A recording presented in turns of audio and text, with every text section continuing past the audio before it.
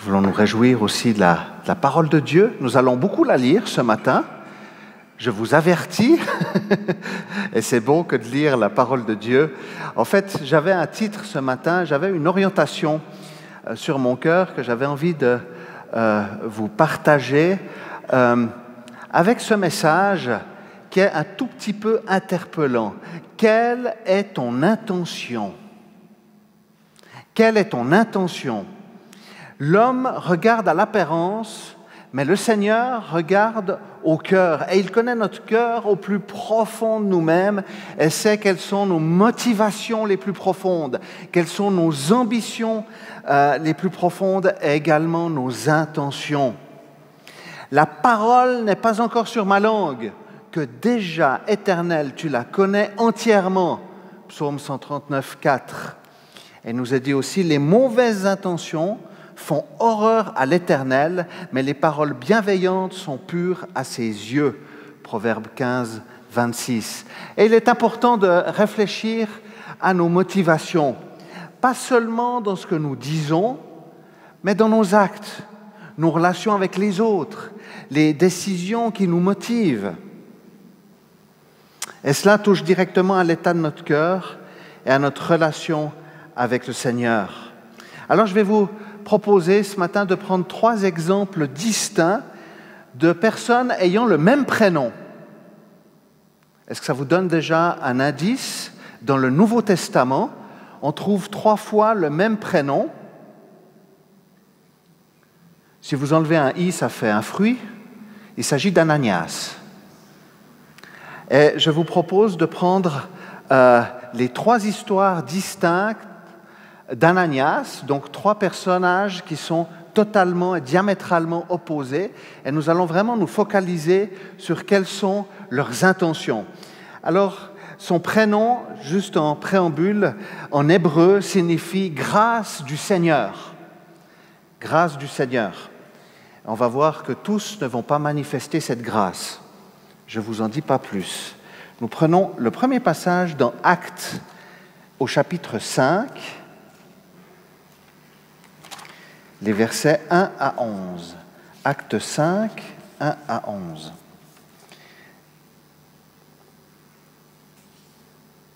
Cependant, un homme appelé Ananias, avec Saphira, sa femme, vendit une propriété et garda une partie du prix en accord avec sa femme. Il apporta le reste et le déposa aux pieds des apôtres. Pierre lui dit, « Ananias, pourquoi Satan a-t-il rempli ton cœur au point que tu aies menti au Saint-Esprit et gardé une partie du champ? S'il n'avait pas été vendu, ne te restait-il pas? Et après l'avoir vendu, n'avais-tu pas le droit de disposer du prix? Comment as-tu pu former dans ton cœur un projet pareil?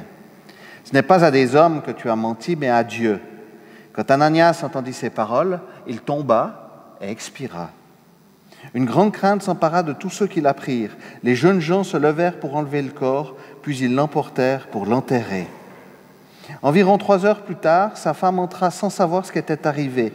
Pierre lui adressa la parole. « Dis-moi, est-ce bien à ce prix que vous avez vendu le champ? » « Oui, répondit-elle, c'est à ce prix-là. » Alors Pierre lui dit, « Comment avez-vous pu vous mettre d'accord pour provoquer l'Esprit du Seigneur? Ceux qui ont enterré ton mari sont à la porte et ils vont t'emporter toi aussi. » Elle tomba immédiatement aux pieds de l'apôtre et expira. Quand les jeunes gens rentrèrent, ils la trouvèrent morte et l'emportèrent pour l'enterrer à côté de son mari. Une grande crainte s'empara de toute l'Église et de tous ceux qui apprirent ces événements. C'est un récit assez intense et tragique qui révèle l'intention du cœur d'Ananias et de Saphira. Ananias et Saphira font partie d'une des premières communautés chrétiennes de Jérusalem. Il faut dire que l'Esprit était à l'œuvre, les gens venaient par dizaines, centaines au Seigneur, et il y a la première communauté à Jérusalem qui a commencé à voir le jour. Et c'est vrai que c'était tellement intense qu'ils passaient matin, midi et soir ensemble à louer, à adorer le Seigneur. C'était devenu même une communauté, je dirais, et tout le monde était en train de partager ses biens de manière, bien entendu, volontaire.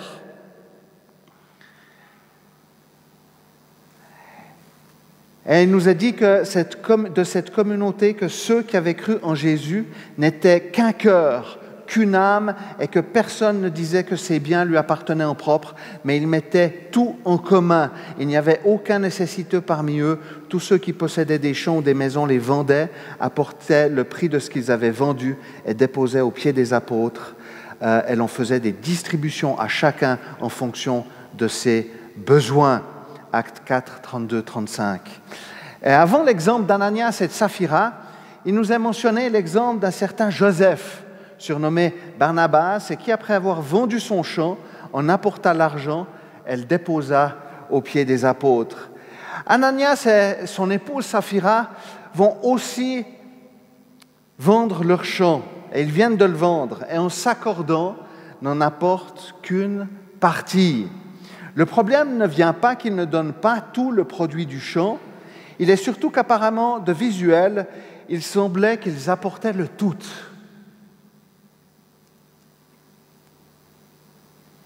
Ananias et Saphira mentent. Leur intention de base est mauvaise, ils veulent délibérément tromper. Ils font semblant de montrer leur solidarité entière, alors qu'en réalité, ils cachent une partie de leurs revenus. Du reste, Pierre le dira à Ananias, « S'il n'avait pas été vendu, ne te restait-il pas? Et après l'avoir vendu, n'avais-tu pas le droit de disposer du prix ?» Le reproche de l'apôtre ne réside pas dans le fait de l'avoir vendu, mais bien d'avoir dissimulé ses intentions. Car même s'il avait voulu n'en apporter qu'une partie, mais qu'il l'avait fait dans la vérité, il n'y aurait pas eu de souci. Pierre va mettre le doigt sur une réalité profonde. Pourquoi Satan a-t-il rempli ton cœur? Pourquoi Satan a-t-il rempli ton cœur? Pourquoi t'es-tu laissé corrompre? Le diable est le père du mensonge et Ananias et Saphira n'ont pas résisté à la tentation. Ils ont laissé la graine de la dissimulation et de l'hypocrisie prendre de l'ampleur dans leur cœur partagé. Ananias et Saphira se sont consultés et ont pris la décision ensemble de mentir. Ils étaient d'un commun accord en opposition avec Dieu. On peut voir aussi, je dirais, dans leur intention, qu'ils ne respectent pas le Seigneur. Ils ne sont pas dans une attitude de respect. Ils ne sont pas non plus dans une attitude de solidarité parce qu'ils décident, en fin de compte, dans un sens, de se désolidariser. Ils auraient pu très bien, comme je l'ai dit, dire « mais non, ce champ, on désire le garder pour nous ». Il n'y avait aucune obligation de le vendre.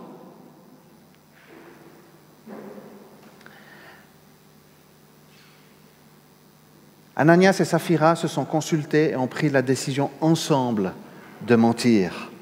Ils étaient d'un commun accord en opposition avec le Seigneur. Ce n'est pas toujours évident de parler du don. Vous êtes avec moi? Ça va? Pas toujours simple de parler du don, parce que ça nous confronte toujours par rapport à ce que nous donnons, nous aimerions donner, etc., etc. Et puis il y a souvent aussi une culpabilité qui vient avec le fait de donner.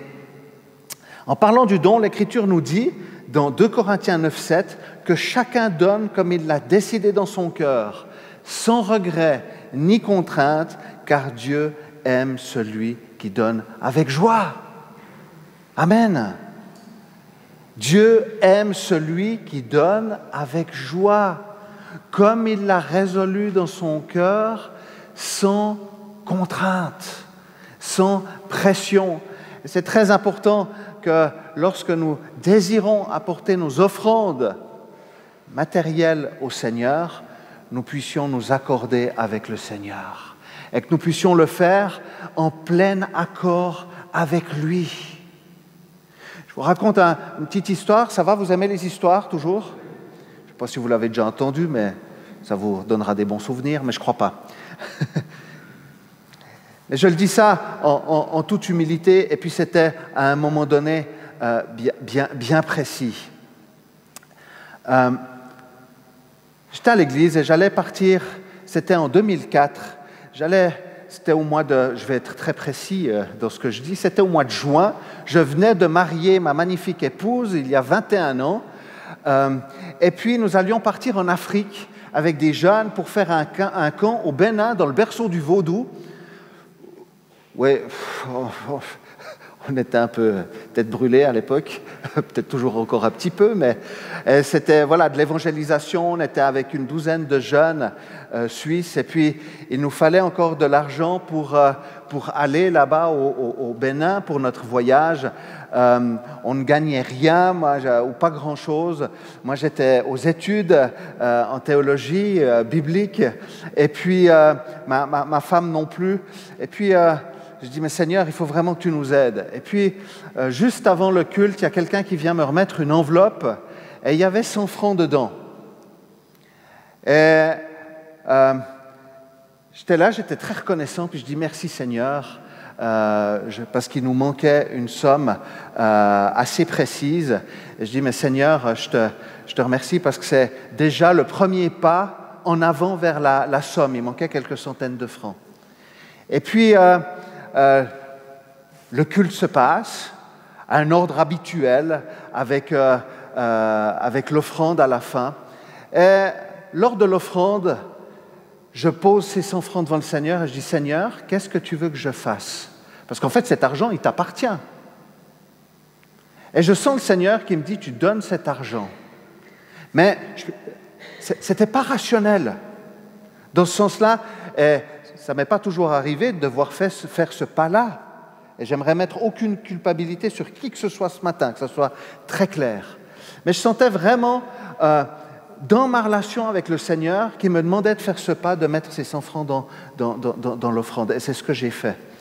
Et je l'ai fait sans contrainte, parce que j'étais convaincu que Dieu prenait soin de moi et allait s'occuper de notre voyage.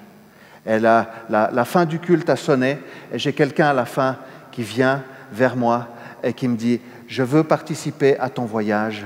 Elle m'a donné exactement le montant dont j'avais besoin, et nous avions besoin pour clôturer le voyage. Gloire à Dieu! Mais c'était sans pression ni contrainte. Au départ, je disais « Mais Seigneur, cet argent est là ».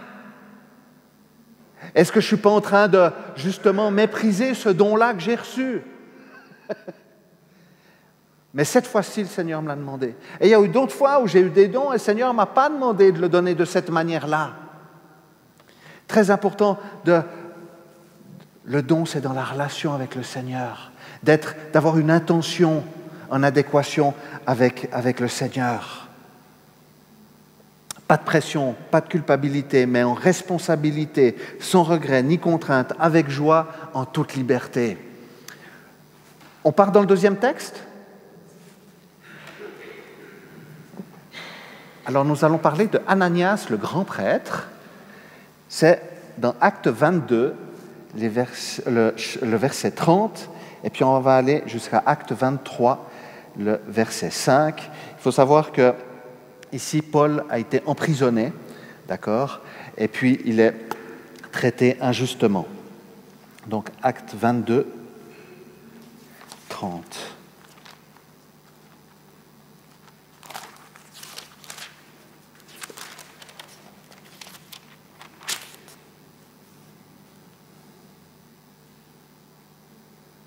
Le lendemain, le commandant voulut savoir avec certitude de quoi les Juifs accusaient Paul.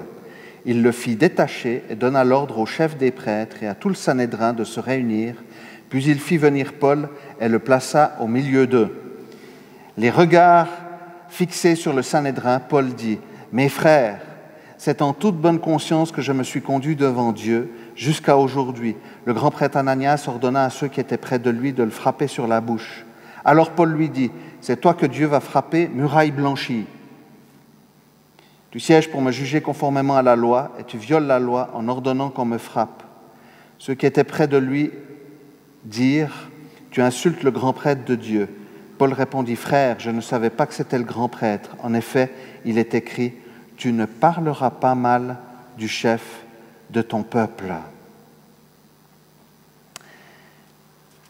Et nous lisons encore Acte 24, le verset 1.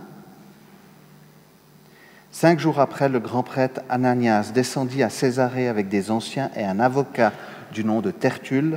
Ils portèrent plainte contre Paul devant le gouverneur. Ananias a été nommé, donc c'est un autre Ananias, un autre personnage, vous l'avez bien compris, a été nommé grand prêtre par Hérode de l'an 47 à 59 de notre ère. Et dans le contexte de l'époque, pendant la période romaine, les grands prêtres et ceux qui étaient sous leurs ordres étaient chargés non seulement de percevoir la dîme pour le temple, mais également le tribut dû à César. D'après les historiens, ces grands prêtres ont passablement usé de violence pour asseoir leur position dominante. Flavius Joseph, un historien du 1er siècle, va décrire Ananias comme un impie cupide et colérique. Donc on voit déjà que le cœur d'Ananias, le grand prêtre, n'était pas exempt de toutes sortes de haine et de toutes ces choses-là. Ses intentions étaient mauvaises. Il sera assassiné par son propre peuple dans un égout lorsque la guerre de Rome éclatera, donc aussi avec une rébellion.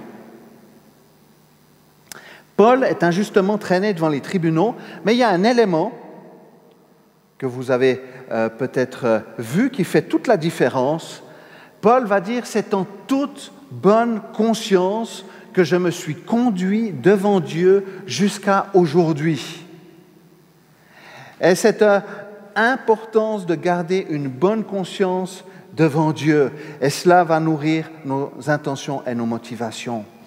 Ce qui est intéressant de voir, c'est que l'intention de Paul, tout comme celle d'Ananias le grand prêtre, vont être pleinement dévoilées pendant les difficultés, l'adversité et l'épreuve.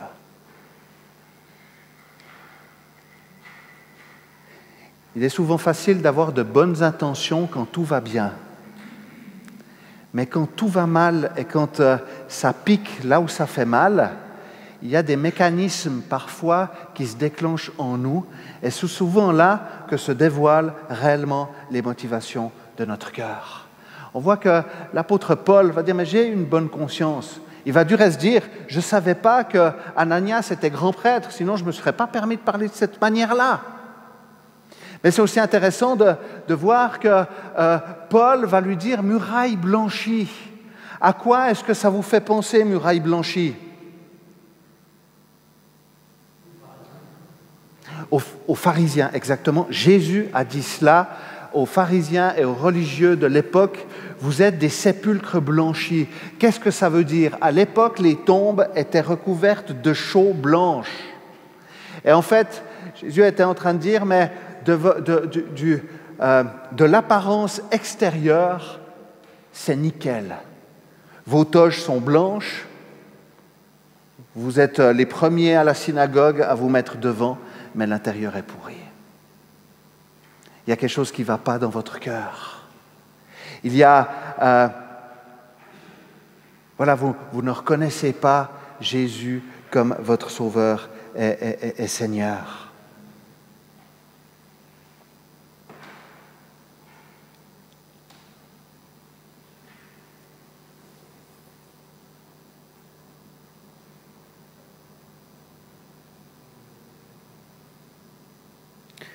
Ananias va faire partie du complot de quelques Juifs qui ont juré la perte de Paul.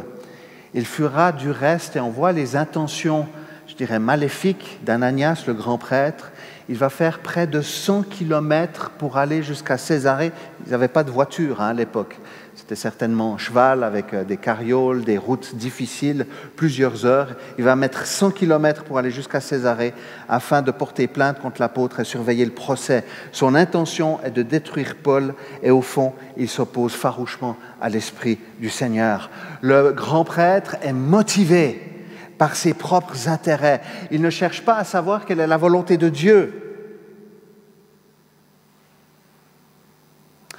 Ananias a l'apparence d'une position religieuse, mais son cœur est vide.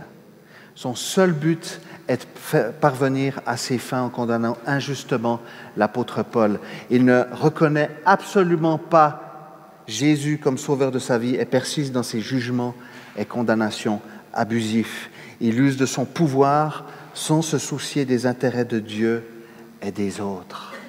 J'aimerais juste faire une petite conclusion à cet Ananias, le grand prêtre. Il est dangereux d'utiliser Dieu et la religion pour arriver à nos fins et nourrir nos ambitions. Il est très dangereux d'utiliser Dieu pour nourrir nos ambitions et puis pour arriver à nos propres fins. Parce que c'est là où nous pourrons aussi détruire des personnes à droite et à gauche.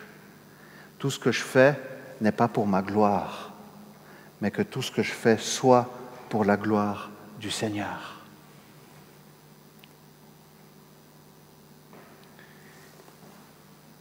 Ananias, le grand prêtre.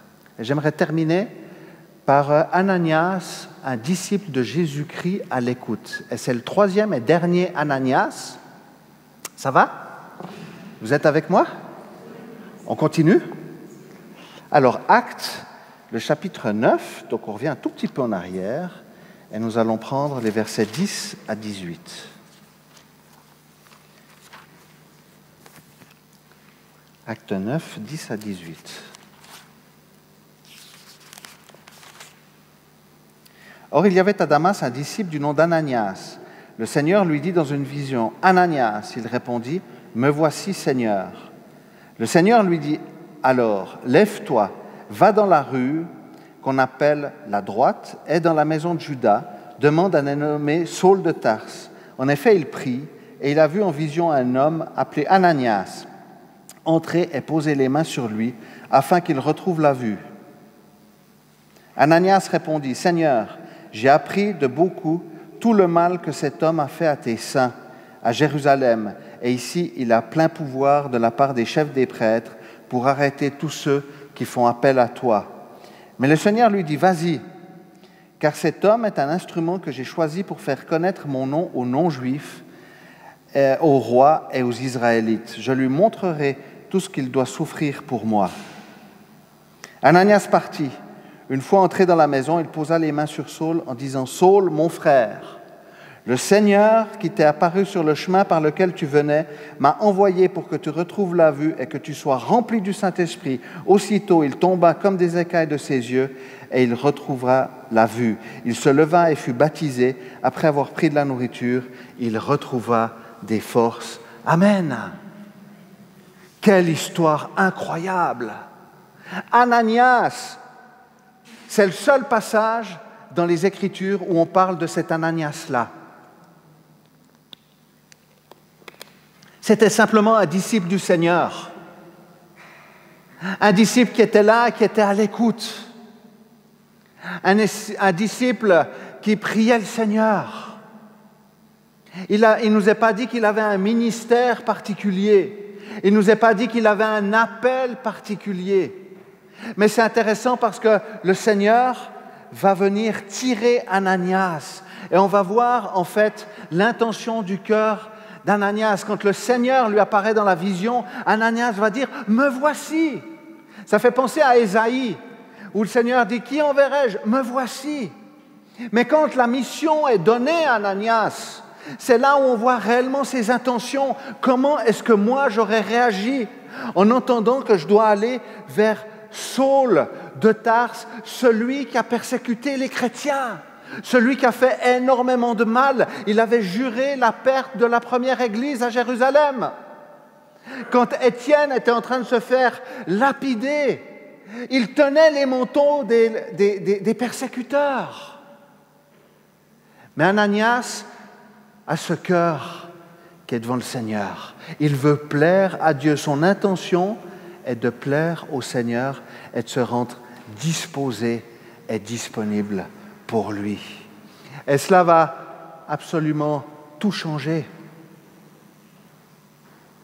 Parce que Ananias, dans son intention d'écouter le Seigneur, de lui plaire, va être un instrument dans le fait, dans l'appel de Paul, en fin de compte. C'est tout d'un coup comme si le Seigneur lui donnait cette mission particulière. C'est bon, tu peux aller et tu peux reconnaître Paul comme celui qui va me servir dans les nations. C'est juste magnifique.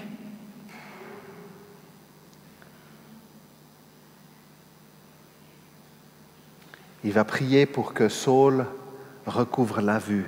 Et il y a quelque chose qui m'interpelle particulièrement.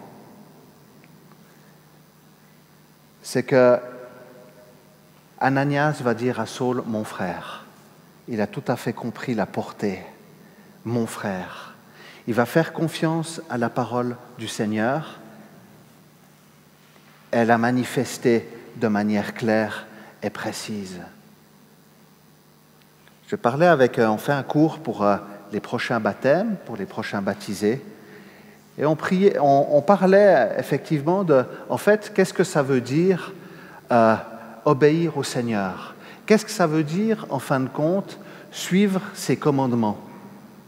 Est-ce que vous arrivez à me donner une réponse?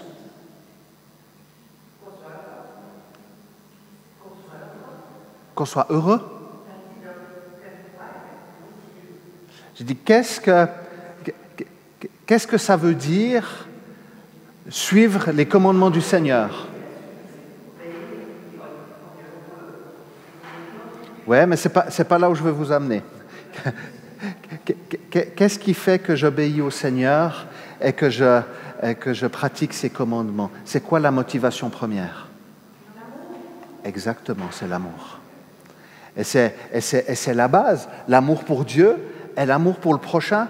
Et j'aime particulièrement ce texte parce qu'il montre aussi la responsabilité que nous avons chacune et chacun dans cette manifestation-là. Et Ananias va prendre cette responsabilité que le Seigneur lui donne, cette intention d'aller vers Paul et que quelque chose puisse se passer dans sa vie. Et nos intentions, nos motivations, nos ambitions, frères et sœurs, ont besoin d'être visitées. Il est important de réfléchir à l'orientation de notre cœur, car de lui viennent les sources de la vie. Ce qui est important, ce n'est pas ce qui entre en nous, ce qui en sort. Un cœur motivé par l'amour du Christ orientera des mots de compassion, de bienveillance et de grâce. La parole de Dieu nous dit en effet, c'est de l'intérieur, c'est du cœur des hommes que sortent les mauvaises pensées, les adultères, l'immoralité sexuelle, les meurtres, les vols, la soif de posséder, les méchancetés, la fraude, la débauche, le regard envieux, la calomnie, l'orgueil, la folie. Marc 7, 21, 22. La bonne intention est source de bénédiction. Source de bénédiction. Et je crois vraiment que le Seigneur veut encore nous encourager ce matin, que nos intentions, que nos motivations et que nos ambitions soient visitées par la grâce de Dieu. Qu'on n'ait pas peur de dévoiler notre cœur devant le Seigneur et de lui laisser trancher, de lui laisser purifier ce qui a besoin d'être purifié. Et ce qui est génial et un puissant encouragement pour chacune et chacun, c'est que l'intention d'Ananias, le disciple du Seigneur, était d'obéir à la parole du Seigneur. Il va se mettre en marche, il va manifester de la foi et il va être un jalon important dans la vie de Paul, l'apôtre, celui qui deviendra apôtre, en le baptisant, en lui apportant la nouvelle de Jésus-Christ, en priant pour lui qu'il recouvre la vue et en le baptisant. Alors que le Seigneur nous visite encore dans nos intentions ce matin, et c'est ma prière pour chacune et chacun d'entre nous. Amen. Nous prions. Seigneur, merci pour ta présence.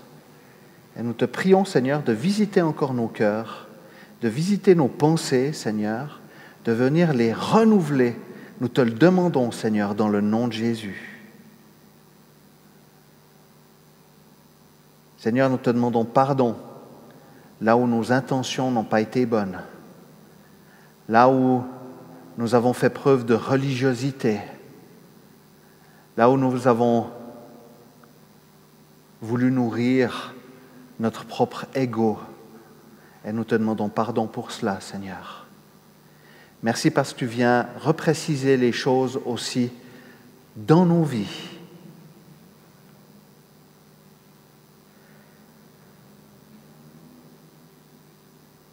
Seigneur, je te prie pour le relationnel, dans le lien entre nos intentions et notre relation avec les autres. Là où, Seigneur, il y a eu des mauvaises intentions, je te prie que la vapeur soit inversée, renversée dans le nom de Jésus. Seigneur, merci encore pour ta bénédiction sur chacune et chacun dans le nom de Jésus. Amen.